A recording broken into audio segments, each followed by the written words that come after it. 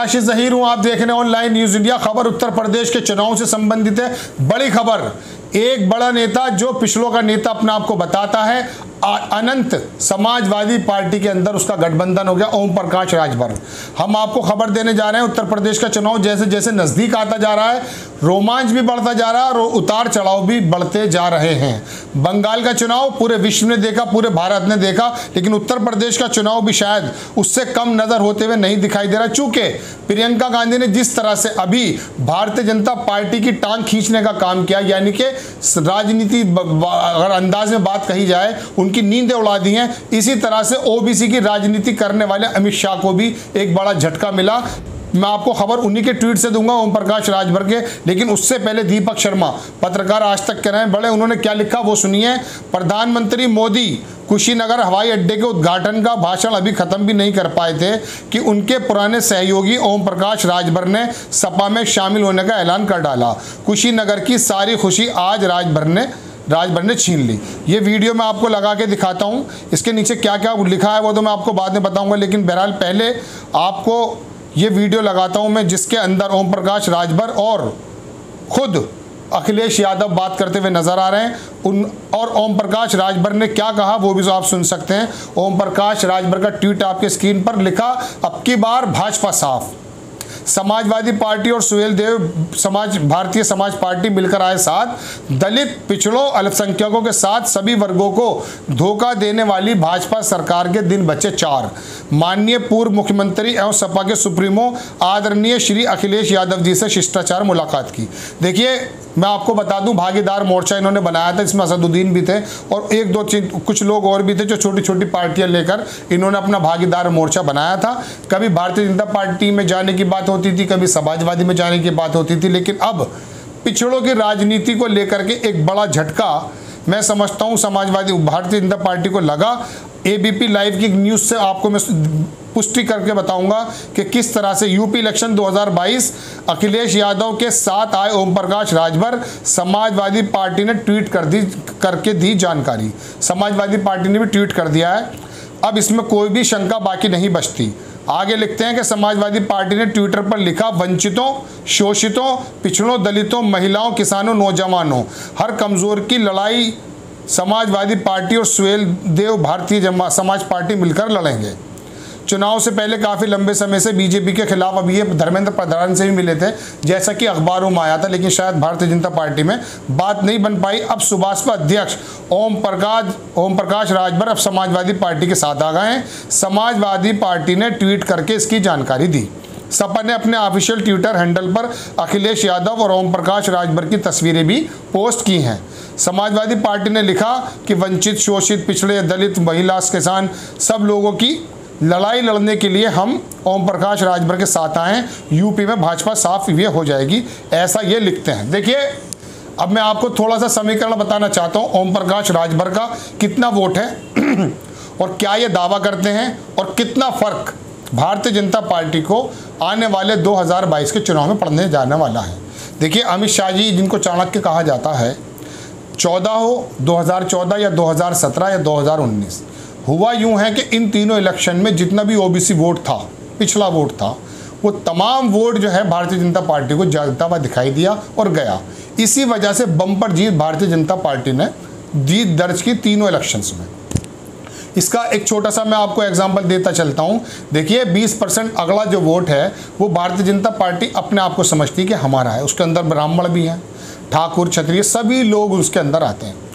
अब इसके अलावा 20% पर तो सरकार बनेगी नहीं। 40% जो ओबीसी पिछड़ा वोट है उसमें 8% वोट लगभग अगर भारतीय यादव का निकाल दिया जाए तो 32% वोट बचता है। इसी पर वो हर बार कब्जा कर लेती है इन पिछले 3 इलेक्शन में, और यही वजह है कि 3 इलेक्शंस में भारतीय जनता पार्टी ने बम्पर जीत दर्ज की, चाहे विधानसभा हो या दोनों लोकसभा चुनाव हो। अब इसके अंदर निषाद पार्टी, संजय निषाद की, निषाद एक बहुत बड़ा वर्ग है, अपने आप को कहता है 17-18, लेकिन जानकार बताते हैं कि 12-13% के करीब निषाद वहाँ पर हैं और निषादों का गठबंधन भारतीय जनता पार्टी से हो चुका है और उनको अपने मंत्रिमंडल में जगह भी दे दी गई, एमएलसी शायद बना दिया गया। अब आगे सुन लीजिए, बाकी जो पिछड़ा बचता इस पर नज़र मुलायम सिंह यानी कि समाजवादी पार्टी अखिलेश यादव की है। लगभग 18 से 20% मुस्लिम उनको लगता है ऐसा कि वो शायद उनके साथ है, वो आता भी है। 8% इसमें यादव हो जाते हैं, बाकी 7-8% अगर पिछड़ा वोट उनको मिल जाता है तो समाजवादी पार्टी की सरकार उत्तर प्रदेश में बन जाएगी। जानकारों का ऐसा कहना है, हमारा भी अपना विश्लेषण यही है। अब अखिलेश यादव ने बहुत समय से जो पिछले वर्ग के लोग हैं, जो छोटी छोटी पार्टियां हैं, उनसे बात करनी शुरू कर दी और धीरे धीरे उनके बड़े बड़े छोटे बड़े नेता सारे समाजवादी पार्टी के अंदर धीरे धीरे आते जा रहे हैं। इसी वर्ग को लुभाने के लिए भारतीय जनता पार्टी हो या बहुजन समाज पार्टी हो या समाजवादी पार्टी हो, इसी वर्ग को यानी कि ये जो पिछड़ों का वोट है इसको लेने की बात करते हैं। अब ये सुहेल देव जो पार्टी है इसका बहुत टाइम से चल रहा था, भारतीय जनता पार्टी के साथ पहली बार इलेक्शन में लड़ी थी, इनकी 4 सीटें भी आई थी। लेकिन ओम प्रकाश राजभर का कहना यह है कि मेरा लगभग काफ़ी ज़्यादा वोट जो है इन 60 से 70 सीटों पर राजभर वोट है, जो ये बताते हैं कि इनके पीछे है। अब इनके बारे में अगर मैं आपको एग्जैक्टली बताऊं तो आपको बता देता हूं कि पिछले साल यूपी के पिछड़े खासकर राजभर समाज में अच्छा खासा प्रभाव रखने वाले ओम प्रकाश राजभर ने अपनी पार्टी का गठन 2002 में किया था। समाजवादी ये बहुजन समाज पार्टी से निकल गए थे।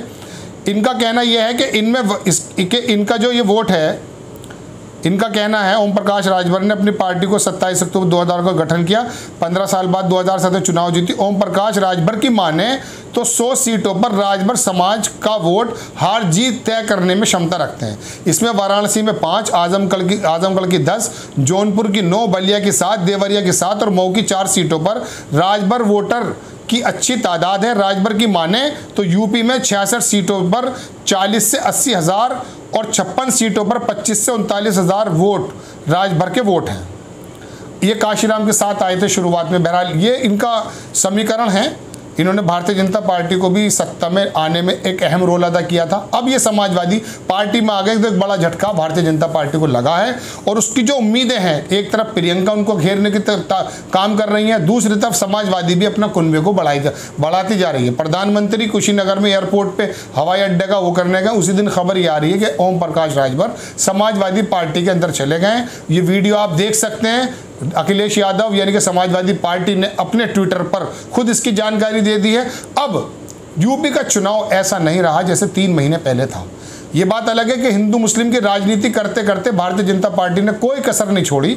कश्मीर का मुद्दा हो या कोई और मसला हो, उसको भुनाने के लिए उत्तर प्रदेश में हर एक नेता अपनी अपनी बातों को चीखेगा, बताएगा और हिंदू मुस्लिम के बीच में ये दरारें डालने की कोशिश होगी। लेकिन अपनी अपनी बिसात सब बिछाए बैठे। प्रियंका गांधी यानी कि कांग्रेस ने भी पहली बार, गांधी परिवार पहली बार किसी प्रदेश के चुनाव की इस तरह से अगुवाई करने उतरा जैसा कि पहली बार प्रियंका देखी गई। अब अगर प्रियंका भी बहुत मजबूती से लड़ती है तो भारतीय जनता पार्टी का जो 20% वोट, जिसको अगला कहते हैं, जो मिलता है उनको, वैश्य भी हैं, उसमें ब्राह्मण भी है, सब लोग हैं, तो अगर ब्राह्मण वोट कट जाता है तो उधर भारतीय जनता पार्टी को एक और धचका मिल जाएगा। जिस तरह से 60-70%, 65% की वोट को बिखराव करके हर बार भारतीय जनता पार्टी अपनी सीटों को बढ़ावा कर देती, इस बार स्थिति शायद ऐसी नहीं होगी, चूंकि पहली बार भारतीय जनता पार्टी के कोर वोट में प्रियंका गांधी सेंध लगाती हुई दिख रही हैं। और अब पिछड़ा जो ये वर्ग है, जो मैंने आपको बताया 32% के करीब है, इसके अंदर समाजवादी पार्टी ने भी एक बड़े धड़े को तोड़कर अपने साथ कर लिया है। अब देखना यही है कि 2022 के चुनाव में जिस तरह की बिसात अखिलेश यादव समाजवादी पार्टी ने बिछाई है, उसका क्या रिजल्ट निकल करके आता है। लेकिन फिलहाल हर 15 दिन बाद, हर 1 महीने बाद समीकरण बदल रहे हैं। अगर कोई पुलवामा जैसा मामला और कोई हिंदू मुस्लिम बड़ा मामला भारतीय जनता पार्टी ने नहीं उठाया, ये प्रशांत किशोर के शब्द हैं, मेरे नहीं हैं। बंगाल के अंदर जब प्रशांत किशोर एक विश्लेषक हैं जो चुनाव के बारे में अपनी राय रखते हैं, ममता बनर्जी को जब चुनाव लड़ा रहे थे तो उन्होंने एक शब्द कहा था, उन्होंने कहा था कि अगर जो छत्तीसगढ़ में झारखंड छत्तीसगढ़ में जो घटना हुई थी वो उस ऐसी घटना ना हो, पुलवामा जैसा अटैक ना हो, तो 100 सीटों से ज़्यादा भारतीय जनता पार्टी नहीं जीतेगी। बिल्कुल यही स्थिति उत्तर प्रदेश की है। कोई बड़ा मसला अगर भारतीय जनता पार्टी हिंदू मुस्लिम ध्रुवीकरण करने में सफल हो गई तो ये सारे समीकरण फेल हो जाएंगे। फिर सारा हिंदू समाज एक तरफ हो जाएगा, मुस्लिम समाज एक तरफ हो जाएगा और भारतीय जनता पार्टी आसानी से आ जाएगी। लेकिन बेरोजगारी, रोजगार, कारोबार, इकोनॉमी, अर्थव्यवस्था और पुलिसिंग की जो ये दबंगई है और अर्थव्यवस्था के जो हालात हैं, इनको देख करके अगर वोट हुआ तो भारतीय जनता पार्टी को यकीनन एक चोट मिलने वाली है। और जातिगत समीकरणों के जो बादशाह कहे जाते हैं अमित शाह, अगर उनके भी हाथ सेंध लगाते हुए भारतीय अखिलेश यादव दिखाई दे रहे हैं, और उन्होंने अगर ये जो पिछले वर्ग की वोटों को काट दिया जिस तरह से ये गठबंधन हुआ है, तो भारतीय जनता पार्टी की उम्मीदें जिस तरह से लगाई जा रही थी उसमें शायद कुछ कमी आए और इस बार आपको एक अलग ही परिणाम देखने को नजर आए। आपको खबर कैसी लगी, विश्लेषण कैसा लगा, हमारा अपनी राय प्लीज़ कमेंट बॉक्स में ज़रूर दीजिएगा। हमारे साथ बने रहिए, हमारे चैनल को सब्सक्राइब कीजिए, शेयर कीजिए। नेक्स्ट टाइम कोई भी राजनीति से संबंधित, आपसे संबंधित खबर इंपॉर्टेंट होती है, तथ्यों के साथ मैं आपके साथ आता हूं। जब तक के लिए जय हिंद। चैनल को सब्सक्राइब करें और घंटी जरूर दबाएं।